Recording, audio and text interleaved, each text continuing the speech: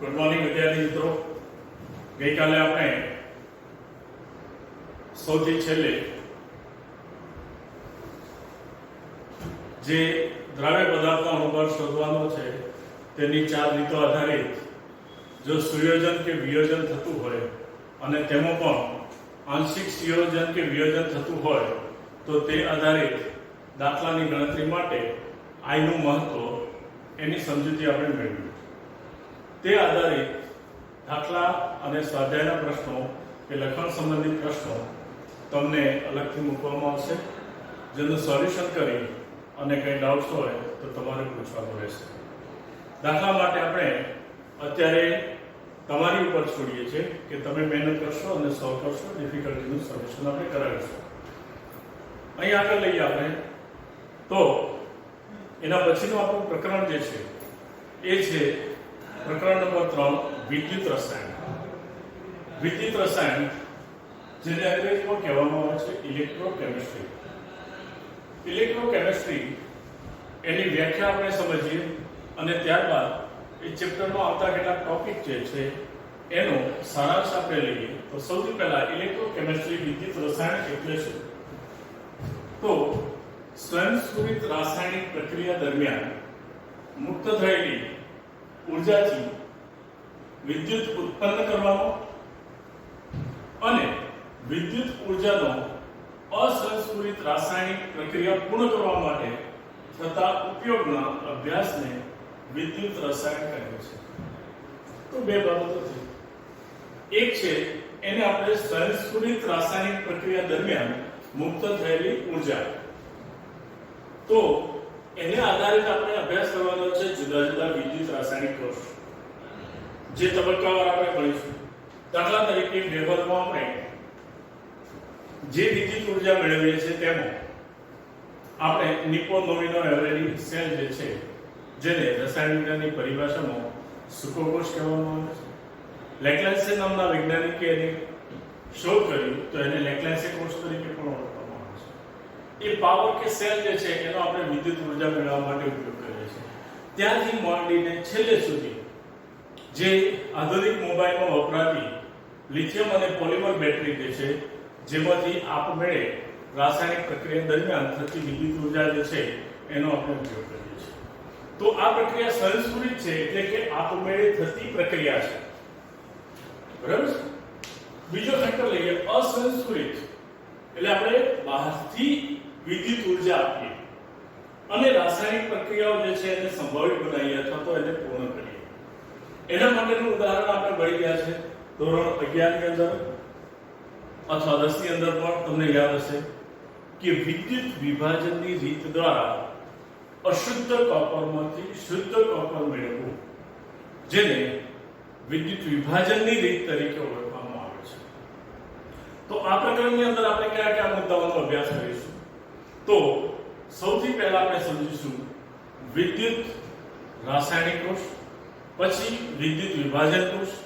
વિદ્યુત વિભાજન પ્રક્રિયા માટે થઈ અને ફેરાડે નામના વૈજ્ઞાનિકે આપેલા વિદ્યુત વિભાજનના નિયમો, તેને આધારે EMF શ્રેણી એટલે કે ઇલેક્ટ્રોમોટિવ ફોર્સ, તેની ટૂંકમાં આપણે ભણવાની છે. અને ધાતુ ક્ષારણ તથા દ્રાવણોમાં થતું વિદ્યુતનું વહન અને તે આધારે કેટલાક દાખલાઓની ગણતરી.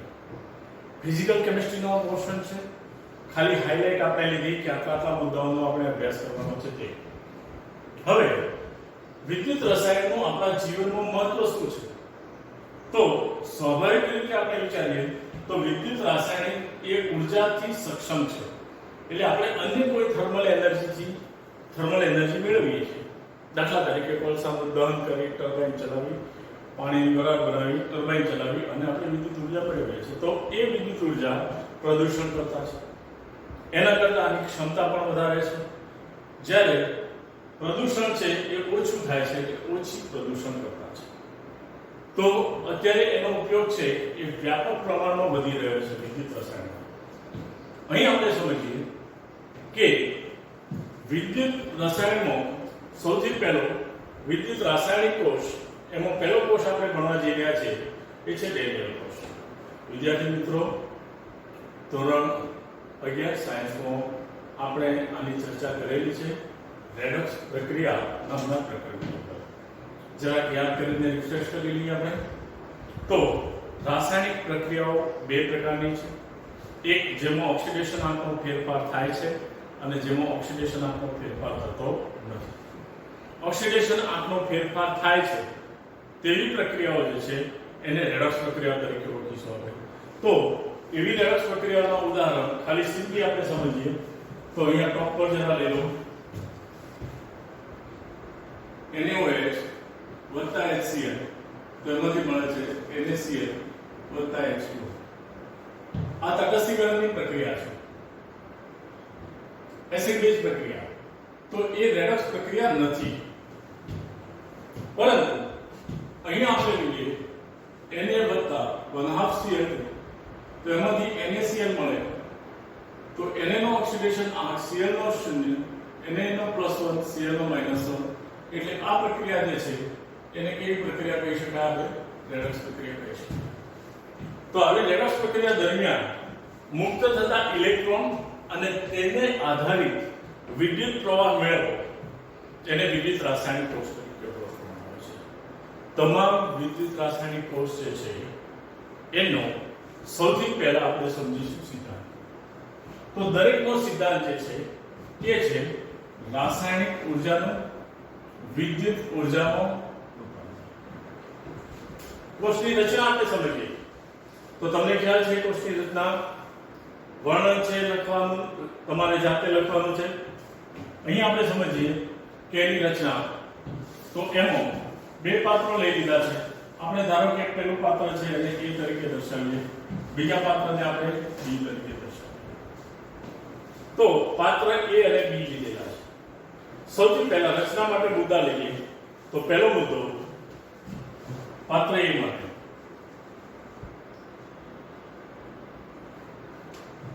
એમાં શું ભરેલું છે? તો આકૃતિ પ્રમાણે રચનાના મુદ્દાઓ લખવાના છે આપણે. તો પાત્ર A માં ZnSO4 નું 1 મોલર જલીય દ્રાવણ લઈ તેમાં Zn ની પટ્ટી અડધી ડૂબેલી રહે તે રીતે ગોઠવવામાં આવેલી છે.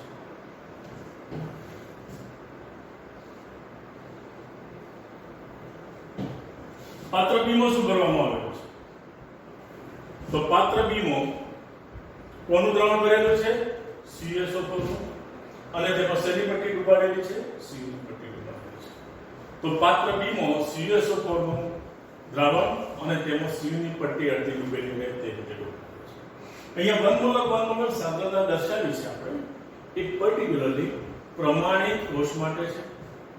તો 298 કેલ્વિન તાપમાન, 1 બાર દબાણ અને દ્રાવણોની સાંદ્રતા જો 1 મોલર હોય તો એને પ્રમાણિત કોષ તરીકે ઓળખવામાં આવે છે. એટલે અહીંયા આપણે પ્રમાણિત પરિસ્થિતિ માટે લઈએ છીએ એમ સમજાવે છે આપણને 1 મોલર સાંદ્રતા.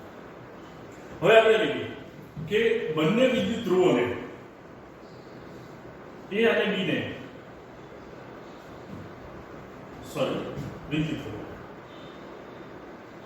વિદ્યુત ધ્રુવો કયા છે? Zn અને Cu ને વીજવાહક તાર વડે જોડવામાં આવે છે. વીજવાહક તાર તરીકે આપણે જનરલી કોનો ઉપયોગ કરીએ છીએ? કોપરનો. તો કોપરના તાર વડે બંનેને જોડી દેવામાં આવે છે. ત્યારબાદ બંને વચ્ચે એક આ પ્રકારની નળી રાખેલી છે. આ નળી જે છે એ યુ આકારની ઉલટી નળી છે, ઉલટી ગોઠવેલી છે આપણે, જેમાં એમોનિયમ નાઇટ્રેટ ક્ષારનું દ્રાવણ ભરેલું છે અને એના બંને છેડા જે છે નળીના એ રૂના કુમડા વડે બંધ કરવામાં આવેલા છે. આપણે ભણી ગયેલા છે એટલે જરાક ઉતાવળ કરું છું. રચનાની અંદર જરાક ધ્યાન રાખી દેજો કે રૂના કુમડાથી આપણે બંને છેડા બંધ કરી દીધા છે. તો આ ક્ષાર સેતુ, ક્ષાર ભરેલો છે તેવો સેતુ એટલે કે બ્રિજ શું કરશે? બંને છેડાને જોડશે. તો ક્ષાર સેતુની રચના અને કાર્ય આપણે પાછળથી સમજીએ છીએ. તો આટલી ગોઠવણી આપણે કરી દીધી રચના. તો શું થશે? તો થતી રાસાયણિક પ્રક્રિયાઓ જે છે, ચોથો મુદ્દો અહીંયા આપણે એડ કરી દઈશું ક્ષાર સેતુ. થતી રાસાયણિક પ્રક્રિયાનો અભ્યાસ આપણે કરીએ તો Zn નો સંયુક્ત છે એમાંથી એનો સોલિડ સ્વરૂપ દર્શાવીશું આપણે. એમાંથી Zn નું રૂપાંતર શેમાં થઈ જાય છે? Zn+2 એટલે કે એકવાર જલીય દ્રાવણમાં આયન મુક્ત થશે અને બે ઇલેક્ટ્રોન જે છે એ મુક્ત થશે. આવા મુક્ત થયેલા ઇલેક્ટ્રોન એ જે વિદ્યુત વાહકતા છે એમાંથી પસાર થશે. તો ઇલેક્ટ્રોનના પ્રવાહની દિશા જે છે એ દિશા Zn થી ક્યાં આવી? Cu તરફ. મુક્ત થયેલા આ ઇલેક્ટ્રોન એ અહીંયાથી બી પાત્રમાં રાખેલા Cu ના સળિયા ઉપર આવશે. તો Cu નો સળિયો જે છે એ એનું વહન કરી અને ક્યાં જવા દેશે? દ્રાવણમાં. તો દ્રાવણમાં રહેલા CuSO4 માં કયા કયા આયનો રહેલા છે? તો Cu+2 વત્તા 2 ઇલેક્ટ્રોન એ બે ઇલેક્ટ્રોન મેળવશે અને એનું રૂપાંતર શેમાં થશે? Cu સળિયો થશે. આનો અર્થ એ થયો કે Zn ઇલેક્ટ્રોન મુક્ત કરે છે, દ્રાવણોના Cu+2 આયનો જે છે એ ઇલેક્ટ્રોનનો સ્વીકાર કરે છે. હવે આપણે રેડોક્સ પ્રક્રિયા ક્યાં થઈ એને જરા સમજીએ. તો Zn નું Zn+2 માં રૂપાંતર થાય છે. આ રૂપાંતર જે છે ઓક્સિડેશન આપવા વધારો એટલે એને શું કહીશું આપણે? ઓક્સિડેશન કહીશું. ઓક્સિડેશન થયું એ વિદ્યુત ધ્રુવને શું કહેવામાં આવે છે? એનોડ. 11 નું યાદ કરી લો. AO કેરી સીઝન આવી ગઈ છે. તો જે વિદ્યુત ધ્રુવ પર રિડક્શનની પ્રક્રિયા થાય છે તેને શું કહીશું આપણે? કેથોડ કહીશું. તો બંને પ્રક્રિયાઓ જે છે એ અર્ધ પ્રક્રિયાઓ છે. એની કુલ કોષ પ્રક્રિયા જ્યારે આપણે દર્શાવીએ ત્યારે એમાં ઇલેક્ટ્રોન હોતા નથી. કારણ કે મુક્ત થયેલા ઇલેક્ટ્રોન Cu+2 દ્વારા શું થયા? વપરાઈ ગયા. તો સંપૂર્ણ કોષ પ્રક્રિયા આપણે જો લઈએ તો Zn + Cu+2 એ Zn+2 + Cu. ઓક્સિડેશન આંક આપણે દર્શાવીએ તો 0+2 શું થયું કહેવાશે? ઓક્સિડેશન. Cu+2 અને મુક્ત થતો Cu એનો 0 તો એને શું થયું કહેવામાં આવશે? રિડક્શન. તો આ મુક્ત થતા ઇલેક્ટ્રોનને કારણે પ્રમાણિત પરિસ્થિતિમાં જો 1 મોલર સાંદ્રતા આપણે લીધેલી હોય તો આવો કોષ જે છે એ કોષ એ આપણને 1.10 વોલ્ટ જેટલો વીજ પ્રવાહ આપે છે.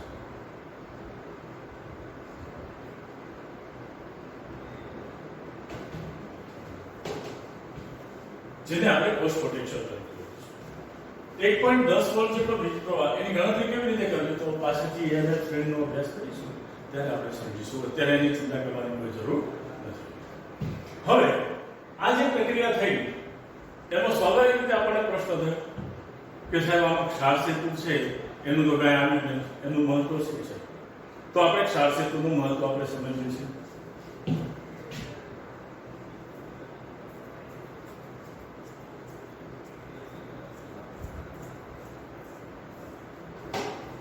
ક્ષાર સેતુની રચના અને મહત્વ. તો ક્ષાર સેતુ જે છે એની રચના માટે લઈએ તો કાચની યુ આકારની નળી છે. કોઈ રેફરન્સ બુકમાં કે બુકમાં એમ લખેલું હોય ઉલટી કાચની યુ આકારની નળી છે. એનો આકાર યુ છે, આપણે ગોઠવી છે ઉલટી, એટલે બંને સેમ જ છે, ચિંતા કરવાની જરૂર નથી. કાચની યુ આકારની નળી છે જેમાં NH4NO3 ક્ષારનું જલીય દ્રાવણ બનેલું છે. બંને છેડા બંધા પૂર્ણ વડે બંધ કરવામાં આવેલા છે.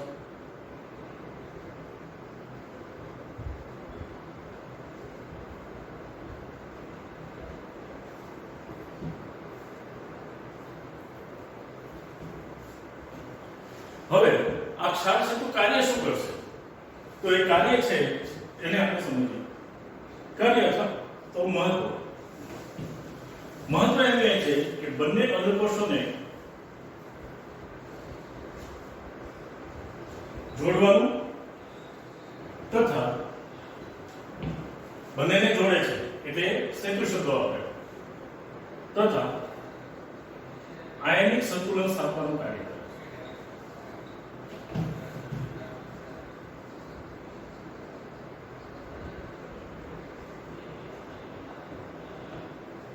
આયનિક સંતુલન બીજી રીતે લઈ શકીએ આપણે કે આયનો સરખા થાય ત્યારે શું થાય છે? વિદ્યુત તટસ્થતા જળવાય છે. હવે આ બાબતને જરાક આપણે સમજીએ તો એનો આપણે યાદ રાખીએ કે આયનોનું સંતુલન કેવી રીતે સ્થપાય અથવા કઈ રીતે વિદ્યુત તટસ્થતા જળવાય. તો સ્વાભાવિક રીતે પ્રથમ પ્રક્રિયા દરમિયાન શું થાય છે? તો Zn નું રૂપાંતર શેમાં થાય છે? Zn પ્લસ 2 માં થાય છે. જો Zn પ્લસ 2 માં રૂપાંતર થાય તો આ સળિયો જે છે એ ધીમે ધીમે શું થાય છે? ખવાય છે. that means કે એનો વજનનો ઘટાડો થાય છે ધીમે ધીમે સૂક્ષ્મ પ્રમાણમાં. અને Zn જે છે એનું રૂપાંતર શેમાં થઈ ગયું? Zn plus 2. હવે અહીં આપણે સમજીએ કે આમાં કયા કયા આયનો હતા? તો Zn પ્લસ 2 હતા અને SO4 માઈનસ 2. Zn નો સળિયો ખવાતા Zn નું રૂપાંતર Zn પ્લસ 2 માં થયું તો આનું પ્રમાણ શું થાય છે? વધે. કમ્પેરેટિવલી આનું પ્રમાણ જે છે એ શું થાય છે? ઘટે છે.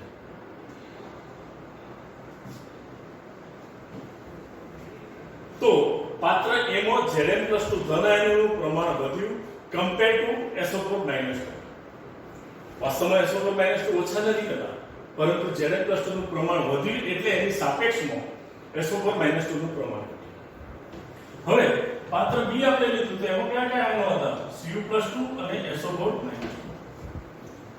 અને ત્યાં કઈ પ્રક્રિયા થઈ એને જરાક આપણે સમજીએ. તો Cu પ્લસ 2 આયનો જે છે જે ગ્રાઉન્ડમાં રહેલા એમને 2 ઇલેક્ટ્રોન મેળવ્યા અને એનું રૂપાંતર Cu માં થયું. જે Cu સોલિડ બન્યો એ સળિયાની ઉપરના ભાગમાં ધીમે ધીમે જમા થશે. એટલે Cu ના સળિયાના વજનમાં શું થશે? વધારો થશે. આ વધારો જે છે એ Zn ની સાપેક્ષમાં Zn નો થતો ઘટાડો અને Cu ના દળનો થતો વધારો એ આપણે પ્રયોગ કરીને જાણી શકીએ છીએ કે વધારો કેટલો થાય, ઘટાડો કેટલો થાય. પરંતુ અહીંયા Cu પ્લસ 2 આયનો Cu માં કન્વર્ટ થયા ત્યારે Cu પ્લસ 2 નું પ્રમાણ શું થાય છે? ઘટે છે. અને એની સાપેક્ષમાં SO4 માઈનસ 2 નું પ્રમાણ શું થાય છે? વધે છે. તો બંને પાત્રોમાં આયનિક ઇમ્બેલેન્સ થઈ. કેવી રીતે? તો આમાં ધન આયન વધારે છે, ઋણ આયન ઓછા છે. આમાં ધન આયન ઓછા છે, ઋણ આયન વધારે છે. તો ક્ષાર સેતુ શું કાર્ય કરશે? ક્ષાર સેતુ એ SO4 માઈનસ 2 આયનોને પાત્ર B માંથી ઉપાડી અને ક્યાં લઈ જશે? પાત્ર A માં લઈ જશે. એટલે ક્ષાર સેતુ માત્ર ઋણ આયનો SO4 માઈનસ 2 નું વહન પાત્ર B માંથી પાત્ર A માં કરે છે. ધન આયનોની કોઈ હેરફેર કરતો નથી, એટલે એની ભૂમિકા એમાં હોતી નથી. તો આ રીતે બંને પાત્રો વચ્ચે આયનિક તટસ્થતા જળવાય છે. અને આવો એક કોષ જે છે એ આપણને 1.10 વોલ્ટ જેટલો વીજ પ્રવાહ આપે છે. બરાબર?